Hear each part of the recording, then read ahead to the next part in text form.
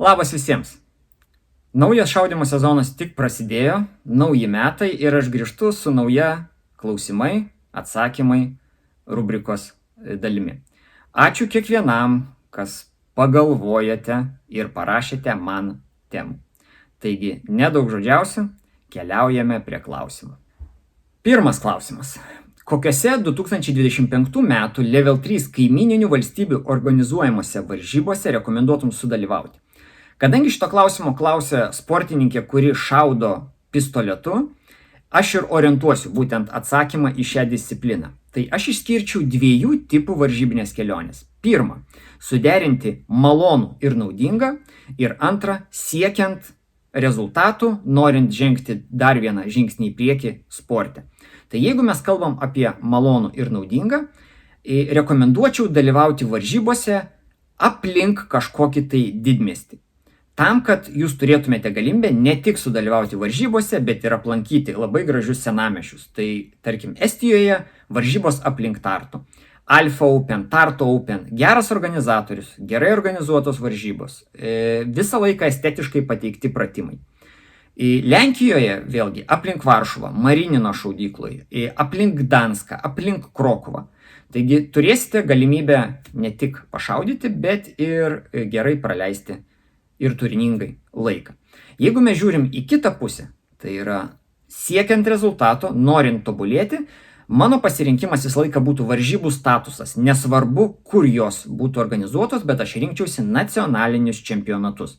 Kadangi natūralu, į tokias varžybas susirenka stipriausi tos šalies sportininkai. Todėl, jeigu jūsų tikslas tobulėti, tai turėtų būti jūsų pasirinkimas. Antras klausimas – matematika.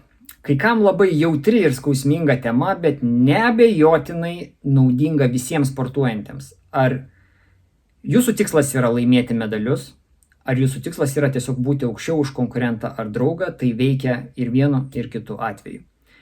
Jeigu aš norėčiau jums paaiškinti, iš ko susideda visi paskaičiavimai ir kodėl jie yra reikalingi, čia neužtektų valandos, man reikėtų braižyti, skaičiuoti, viso to aš nedarysiu, bet aš pasistengsiu kuo primityviau ir suprantamiau pasakyti, kaip tai veikia tiesiog. Tai paimkime mane kaip pavyzdį. Aš atvažiuoju į varžybas, aš žinau savo šaudymo tempą, aš žinau savo pasiruošimo lygį. Aš turiu du būdus sekti savo konkurentų rezultatus. Pirmas, būnant su jais vienam skvade, tai reiškia dalyvaujant procese pratimas po pratimo. Antras, šiuolaikiniam pasaulyje, practice score'as. Normaliuose varžybose būna live update'ai, būna, kad konkurentai šaudo anksčiau negu aš automatiškai turiu labai tikslią informaciją. Jeigu jūs esate viename skvade ir jūs dalyvaujate tuo pačiu metu procese, aš stebiu dalyvių galimai techninės klaidas, aišku, jas reikia suprasti, galbūt papildomi šūviai, kas yra laikas. Man pakankamai lengva, pakankamai tiksliai nustatyti jų laiką atliktą pratime, naudojant paprasčiausią laikrodį. Aš klausau, ką kalba teisėjas, tai yra, kai skelbiami yra pataikymai, galbūt misai, galbūt daug čerlių, galbūt deltų. Visą tą informaciją man reikia tik tai bendrai susidaryti įspūdį. Iš jos aš galiu išsivesti hit faktorių. Kas yra hit faktorius? Visi surinkti taškai yra dalinami iš laiko. Taigi aš turiu savo hit faktorius, aš turiu arba labai tiksliai, arba maždaug savo konkurentų hit faktorių. Taigi, pirmą pratimą šaunu, antrą, trečią, ketvirtą ir aš jau matau, į kurią pusę yra svarstyklės. Tai yra, ar mano šaudymo tempas galbūt yra per didelis, galbūt mano pranašumas po 4 pratimų jau yra didelis. Ką aš darau? Aš susimažinu šaudymo tempą, natūralu, aš skaičiuoju toliau 5, 6, 7, 8 pratimą ir aš renkuosi taškus. Kai mes atvykstame į 10, 11, 12 pratimą, prasideda pats įdomumas. Aš jau matau bendrą vaizdą, mes esame finišo tiesiojoje ir aš suprantu, arba vėlgi, aš toliau tiesiog ką darau, šaudau, lėčiau renkuosi taškus, taip atiduodamas kažkiek tai taškų savo konkurentui kiekviename pratime, bet aš matau seku tą persvarą, arba aš rizikuoju. Nes aš atsilieku ir aš neturiu kito pasirinkimo, jeigu aš noriu laimėti medalius. Taip aš esu laimėjęs labai daug varžybų. Esu ir pralaimėjęs, esu savo akimis pratime matęs, kaip pralaimiu varžybas keliais taškais. Bet esminis dalykas yra, kad pas mus Lietuvoje nėra sportininkų, kurie sugebėtų šauti 12 pratimų 90% plus ribose. Pas mus visą laiką yra amerikietiški kalneliai. Kadangi tokių sportininkų nėra, pas mus viskas yra all in. Aš ateisiu ir laimėsiu kiekvieną pratimą. Statistiškai, jeigu jūs šausite 90% kiekvieną pratimą, jūs laimėsite varžybas.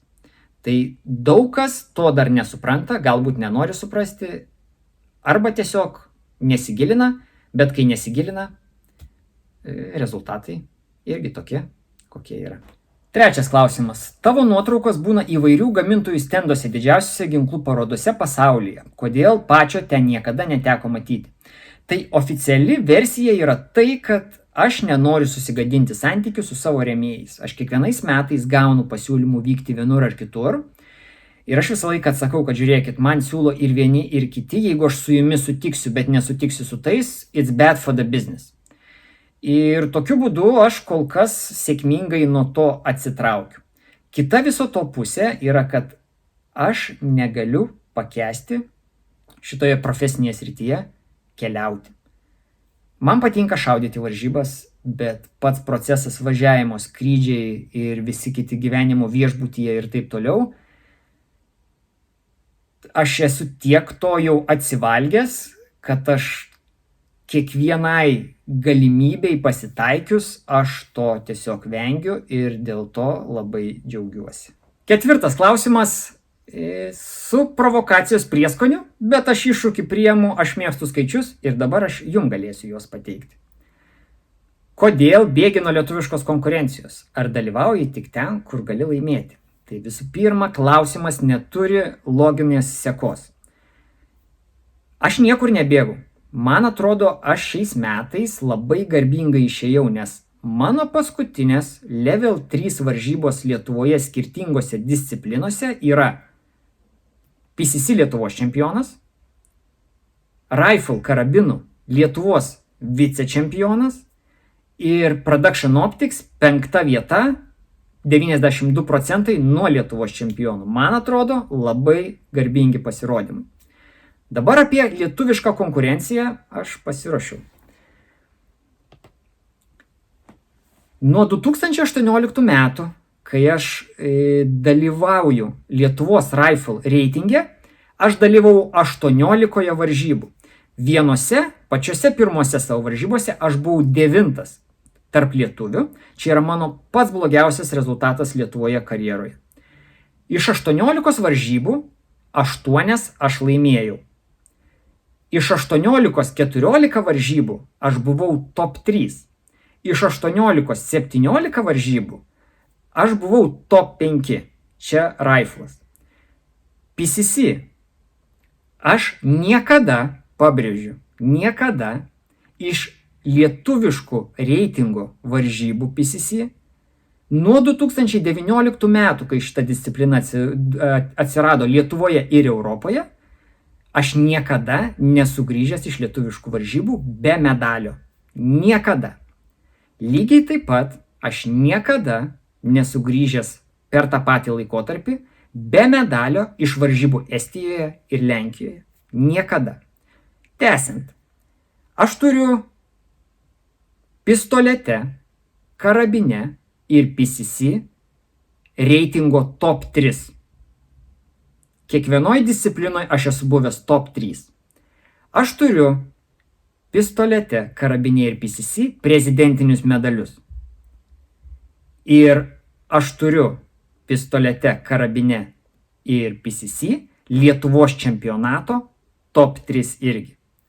Tai, kad aš kažkur tai bėgu nuo kažko tai ne visai atitinka tikrovę. Dabar klausimas, ar aš dalyvauju ten, kur galiu laimėti.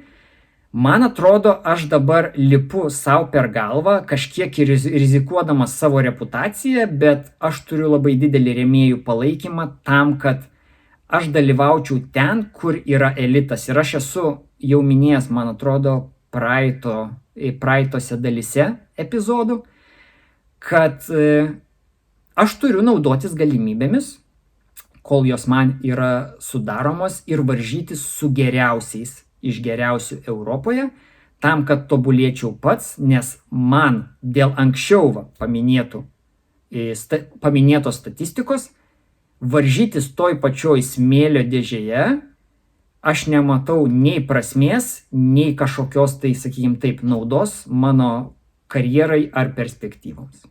Tai tiek. 5. klausimas.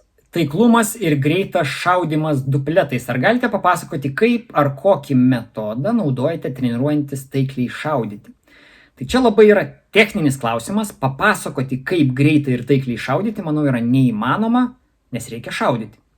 Bet aš įkeliu į aprašymą nuorodą į vieną savo seną epizodą apie treniruočių planavimą, kur aš, man atrodo, kalbėjau apie tai, kaip aš planuojuosi treniruotes. Tam, kad didinti savo šaudimo tempą, reikia suprasti vieną labai svarbų dalyką.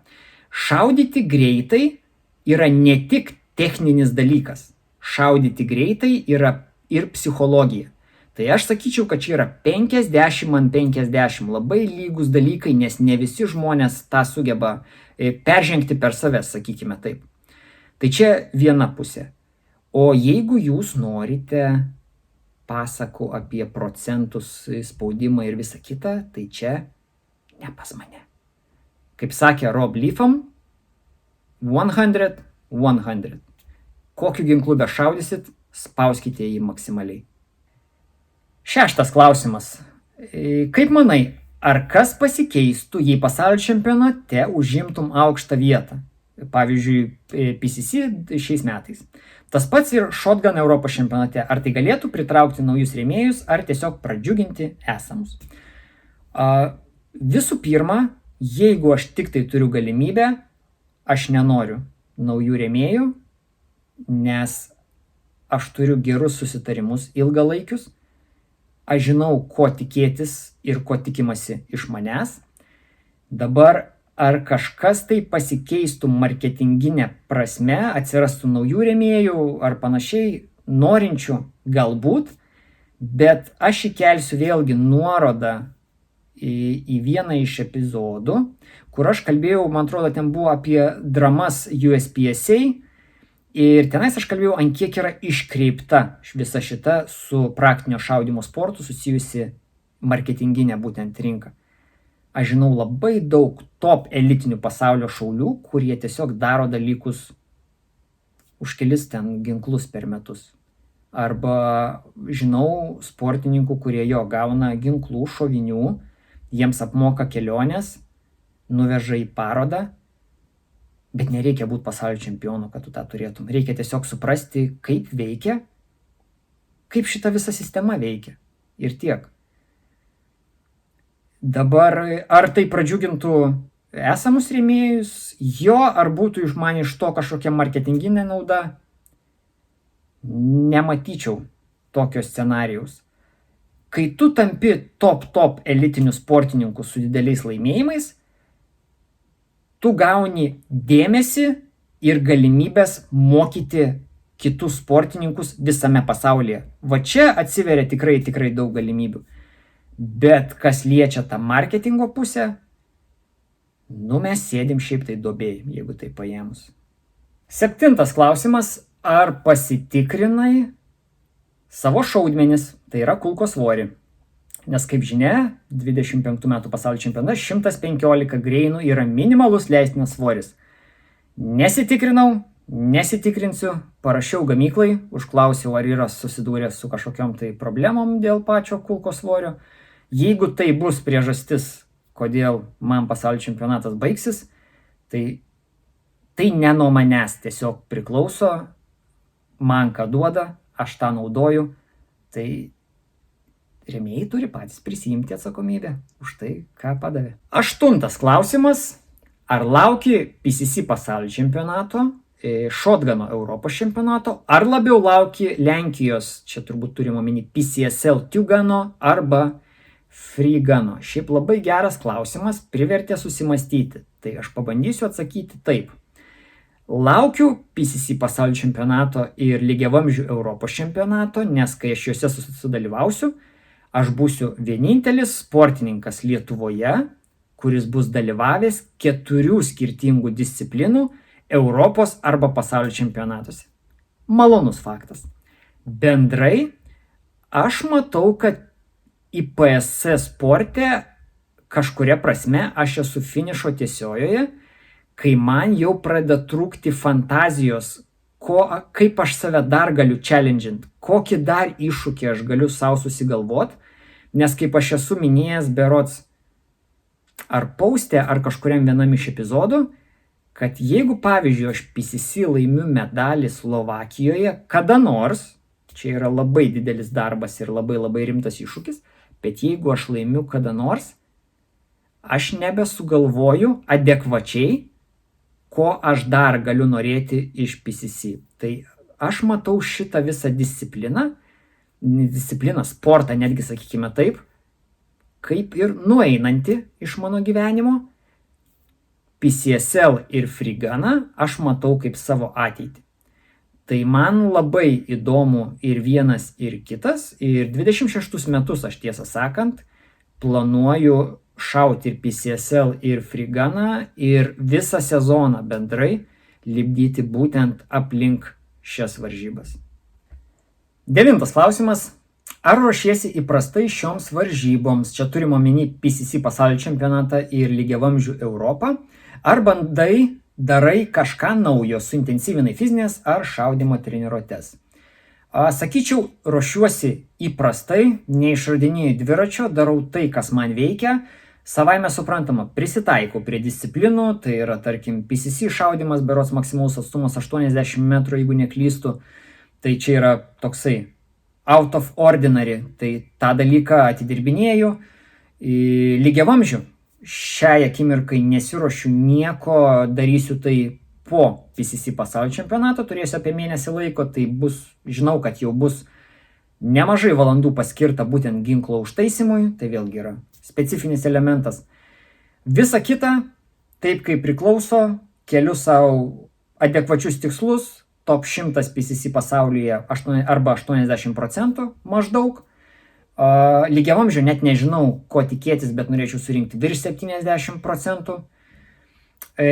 Ar suintensyvinai fizinės ir šaudymo treniruotės? Tai fizinės treniruotės jos pas mane visą laiką buvo ir yra, jos ir lieka tokios pačios. Šaudymo treniruotės, tai turbūt dalis jūsų žinot, kad pasirašiau naują bendradarbiavimą su FIOKI gamykla iki 28 metų pabaigos, tai yra 4 metam. Ten aišku yra niuansų, kad gali tas susitarimas nutrūkti ir anksčiau, bet pats faktas, kad labai geros sąlygos, galimybę turiu daugiau šaudyti ir bendrai turiu galimybę tobulėti, sakykime taip. Tai dėl to labai džiaugiuosi. Tai taip ir dėliojos ir ruošiuosi ateinantiems visiems iššūkiams. Ir 10 klausimas. Kokie įmanomi tobulėjimo būdai IPSC sporte? Tiesiog šaudimas, dalyvavimas varžybose, dry firingas, turime omeny treniruotės tuščių ginklų, įvairūs simuliatoriai, laseramo ir panašiai. Tai visi paminėti būdai yra galimybė tobulėti. Jeigu jūs šaudot, jūs mokotės šaudyti. Jeigu jūs dalyvaujate varžybose, tai yra neatsiejama sėkmės dalis, yra patirtis. Tai treniruotės tuščių ginklų, jūs neiššaudami nei vieno šūvio, tobulinate savo techninius įgūdžius, techninius elementus. Viskas, kas aplinkui šaudymą, jūs galite daryti geriau negu kiti, neišleisdami nei vieno euro, galima taip sakyti, bet visą tai atidirbus, jūs būsite greitesni kažkur tai už kitus, taip sutaupysite laiko. Laseramo ir panašiai, tai natūralu, kad padaro jūsų treniruotės objektyvesnės, sakykime taip, fiksuoja pataikymą, rodo jums laiką, per kiek atlikote tam tikrą techninį elementą ir taip tuo pačiu labai labai visada motyvuoja dar treniruotis. Tie skaičiukai, kurios rodo lazeriniai treniruokliai, jie visą laiką veikia kaip labai labai labai gera motyvacija, netgi žaidimo forma. Štai ir viskas. Šiam kartui dar kartą labai labai ačiū kiekvienam, kuris nepatingėjot, pagalvojot, parašėte man temų. Džiaugiuosi galimybę pasidalinti su jumis patirtimi. Lauksiu klausimų ir ateities epizodams. Nespėliosiu, po kiek laiko vėl pasirodysiu eteryje su rubrika klausimai atsakymai. Visa tai priklausys nuo jūsų. Jūs man paduodat klausimų, aš įrašinėju video. Tai paspauskite laiką, parašykite komentarą. Ačiū, kad žiūrėjot ir ruoškitės varžyboms, sezonas tik tai prasidėjo. Ir vienur ar kitur mes pasimatysime. Iki.